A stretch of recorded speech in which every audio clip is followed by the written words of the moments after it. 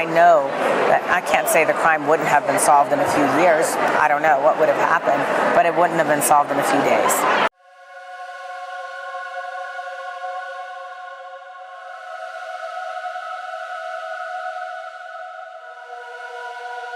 Hey everyone, it's Lucky with Unfiltered Lucky, and today I want to talk a little bit about the Idaho 4 case.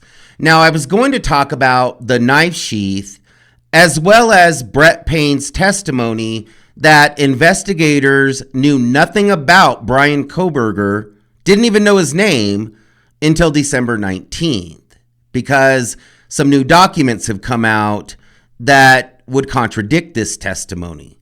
There's also some photographs that have come out of this knife sheath, and there's a lot to unpack here. So the knife sheath is something that I know a lot about. I know a lot about knives, leather work, blades, and accessories. So we're going to break that down, but we're going to do that in another video. We're going to talk about that tomorrow, maybe Thursday. But today, I want to talk about Brett Payne's testimony that investigators did not know anything about Bryan Kohberger until December 19th. Something that has always been a red flag for me since the Idaho 4 hearings began is when Ann Taylor was questioning Brett Payne on the stand. Now, you could tell that Ann Taylor was taking Brett Payne down a road, and Brett Payne didn't seem to have a lot of the answers, which I thought was really strange because he was the lead investigator, but he didn't really seem to have a lot of answers when it came to suspects or video surveillance or evidence or where the evidence was stored, who had it. He didn't really have a lot of information. We already knew from reading the PCA that law enforcement had already found Bryan Kohberger's car and identified him through a DMV search on November the 29th. So when he said December 19th, I knew that something was wrong. And you could tell that at that point, Ann Taylor knew something was wrong as well. And in my opinion, she was leading him right into a trap. So we've talked about this in the past because in my opinion, this is a big deal. Anytime that a lead investigator for any case gets on the stand and gives us misleading information or possibly just outright lies, then that's a big deal. Because if they'll get on the stand and not tell the truth about certain aspects of the investigation, then what else would they be willing to lie about? You know, it's basically a matter of credibility. So I always thought that was kind of strange because why not just tell us that you located Bryan Kohberger and his car at the end of November? I mean, why wouldn't you just come out and say that? Why would you try to hide that? Brett Payne was adamant on the stand that investigators had not heard Bryan Kohberger's name until December 19th. They had no idea who he was. And in an interview just a few weeks ago with Ashley Jennings, she reiterated this, which I thought was kind of weird because in this interview, Ashley Jennings really didn't have a whole lot to say. She didn't really offer that much to the interview, but one thing that she made it very clear about was that investigators did not have Bryan Kohberger's name until December 19th. They had no idea who he was. Yes, when we heard the name on December 19th, at that point, that's really all we had was a name. And it was a new name. It was a name I'd never heard before. No one on our team had ever heard before. So I just thought that it was odd that she felt the need to confirm that in this interview. Why would you try to hide that fact that you knew about Bryan Kohberger, a month before you arrested him? And in my opinion, when law enforcement is hiding things and they're trying to mislead the public, then, it's kind of hard to trust what they're saying. So today I want to talk a little bit about the sequence of events that happened that led up to Bryan Kohberger's arrest when it came to when and how investigators knew Bryan Kohberger's name. Because in my opinion, investigators had the name Bryan Kohberger even before the samples were dropped off to Othram Labs. I think that they had Bryan Kohberger's name, and I don't know in what capacity that they had his name, but I do believe that law enforcement was aware of Bryan Kohberger right after the crimes occurred. Well, now we have a document that was just released in this last document drop that came out, over 2,000 pages of new documents. And there's a document in there from Idaho State Police, and it's from Dustin Blaker, dated December 5th. So exactly 2 weeks before Brett Payne and Ashley Jennings say that law enforcement had Bryan Kohberger's name. Now, in this document dated December 5th, Bryan Kohberger is listed as a suspect. So now Dustin Blaker submits this report on December 5th that lists Bryan Kohberger as a suspect, and Brett Payne knows nothing about this. The lead investigator knows nothing about this document, according to Brett Payne. So I'm going to take it back further than December 5th, because we already know that law enforcement located Bryan Kohberger's car and identified him on November the 29th.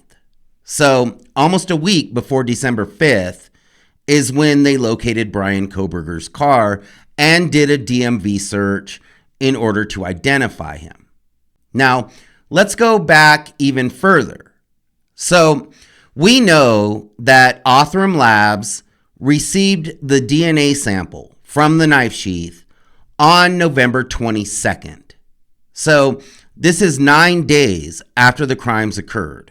And Othram Labs has stated many times that they received this sample right before Thanksgiving, right before the Thanksgiving holiday. So what they did was they got their team together and basically spent the Thanksgiving holiday going through this DNA in order to create a profile. It was the day before Thanksgiving, and none of us on our team had Thanksgiving that year. We stayed at the lab for 48 hours, building a DNA profile, uploading it to the databases, looking at all the matches, and finally finding the leads that were necessary to identify Bryan Kohberger. And they developed a profile within 5 days. They were very proud of that. They announced it at CrimeCon, and they've talked about it in various interviews, that they received the DNA sample on November the 22nd, 9 days after the crimes occurred, and they had a DNA profile within 5 days after working tirelessly through the Thanksgiving holiday. So 5 days, let's say November 27th, November 28th, they had a DNA profile, according to Othram. I know that I can't say the crime wouldn't have been solved in a few years. I don't know what would have happened, but it wouldn't have been solved in a few days. Now, Kristen Middleman from Othram Labs makes it sound like they just had a treasure trove of DNA to work with, and they were able to work rather quickly because of the amount of DNA. So, they're very proud that they got this done in such a short amount of time.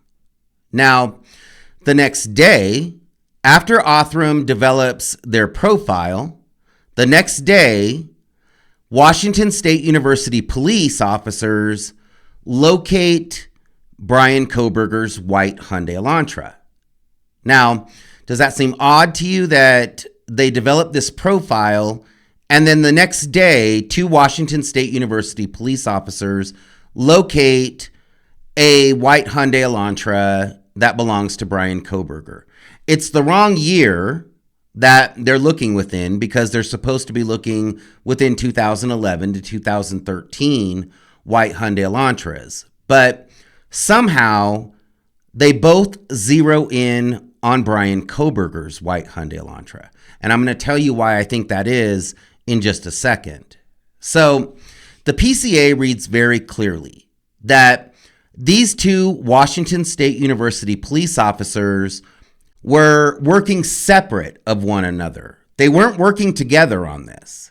And the first Washington State University police officer is in the computer. He's looking through the WSU database to see if there's any white Hyundai Elantras that are registered to park at the university. And this is when he comes across Bryan Kohberger's Hyundai. So Bryan Kohberger's Hyundai is a 2015, but for some reason, this officer zeroes in on this particular car.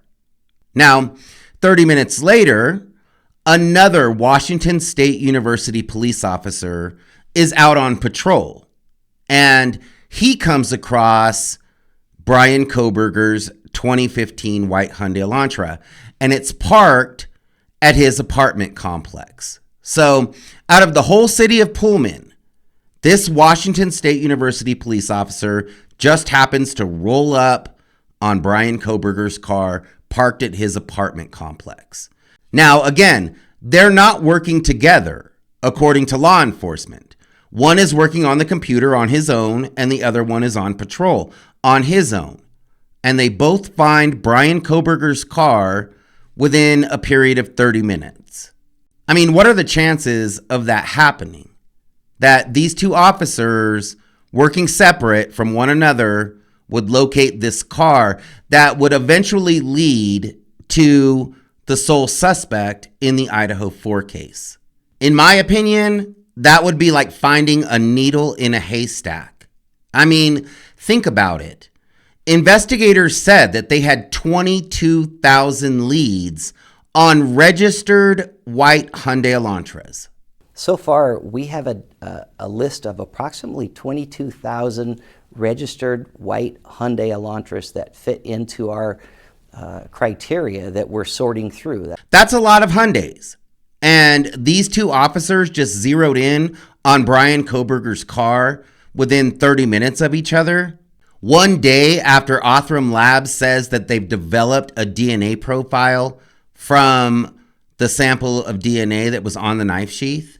In my opinion, what happened was investigators already knew Bryan Kohberger's name. Like I said before, I think that they knew Bryan Kohberger's name before they ever even dropped off that DNA sample at Othram Labs.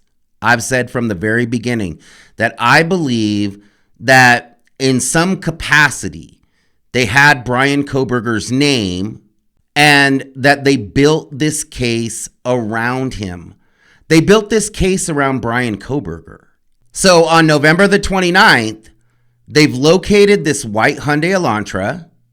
They've both determined that the owner of this Hyundai Elantra matches the description that one of the roommates who was inside the house who saw this suspect gave to law enforcement, and they run a DMV search.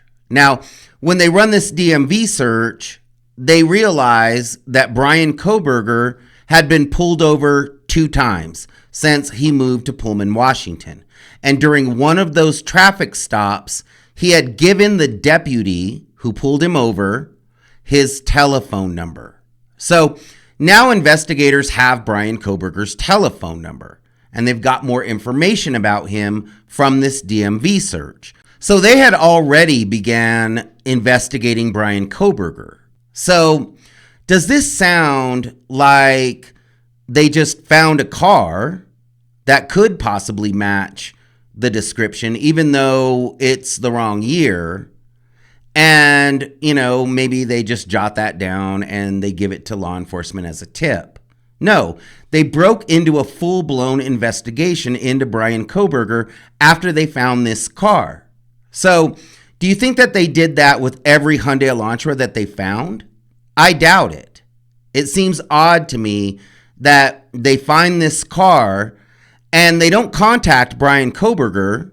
Maybe ask him to come down to the station so they can ask him some questions and maybe get an idea of where he was at, maybe an alibi, something like that. They don't call him in for questioning. They began keeping an eye on him. And they will tell us that they were not doing this. But why wouldn't they be doing this? I mean, they're obviously searching for this white Hyundai Elantra.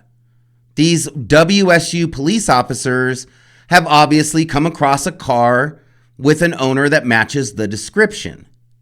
Because, like I said, in my opinion, these WSU officers were told to possibly locate Bryan Kohberger's car.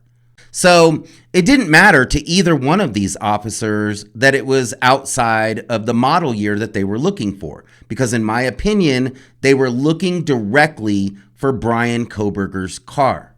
Now, on December 5th, Blaker files this document that has just come out, and it's dated December 5th, and it lists Bryan Kohberger as a suspect. So now we have Othram Labs, who has developed this DNA profile. Washington State University Police has located a Hyundai that they believe could possibly belong to a suspect because they've identified him through a DMV search and even gone as far as to review body cam footage from when he was pulled over in order to get his phone number. And now on December 5th, he's listed as a suspect. All of this stuff is going on, and Brett Payne, the lead investigator, knows nothing about it. He has no idea that all of this stuff is going on, and he has no idea that they already have Bryan Kohberger's name at the end of November. Now, on December 7th is when Moscow Police Department puts out a be on the lookout to the public, and they're looking for this white 2011 to 2013 Hyundai Elantra. And they basically flood their own tip lines because they get 22,000 tips about registered Hyundai Elantras. 22,000 Hyundais is a lot.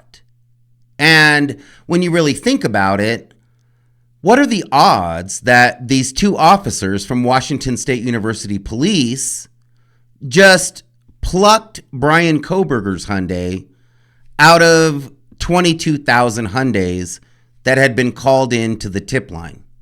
I mean, obviously they had found Bryan Kohberger's car before they put out the be on the lookout to the public. But 22,000 registered Hyundais would tell you that there would be a lot of Hyundais in this area. So by December 5th, Bryan Kohberger's name has come up twice. Once with Blaker and once with Washington State University Police. Now, they're supposed to be working together on this investigation. But lead investigator Brett Payne, as well as the prosecution, knows nothing about Bryan Kohberger, according to them. So either they're misleading us or they're just straight up lying about when they knew about Bryan Kohberger. And why would they do that? Why would they mislead us about that? Why not just tell us?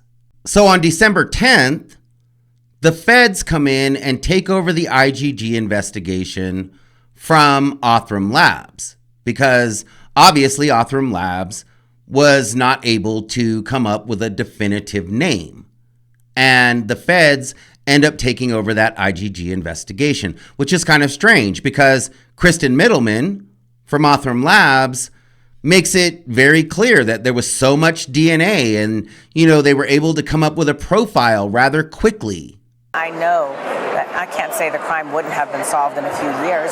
I don't know what would have happened, but it wouldn't have been solved in a few days. Stacy Chapin and Kristen Middleman both said that they had solved this crime within, a very, very short amount of time.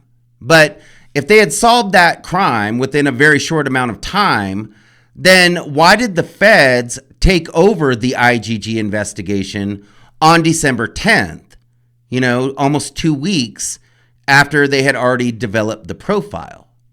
So that didn't make a lot of sense. But now we know, or we think, because of what we've been told by Brett Payne, that on December 19th, the FBI called in a tip to investigators. And I always thought that was kind of strange that they would call in this tip, only because they've always made it sound like they were all working together.